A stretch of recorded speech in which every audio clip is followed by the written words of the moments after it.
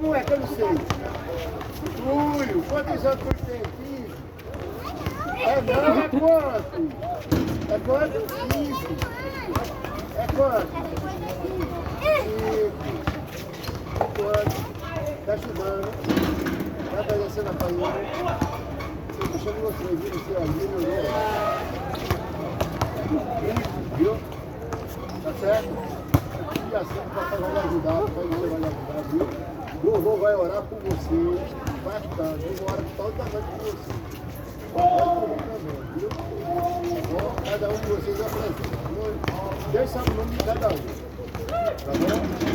Quero que você futuramente passe por mim e diga: poxa, cara, eu não virei jogador de futebol não, mas virei um homem.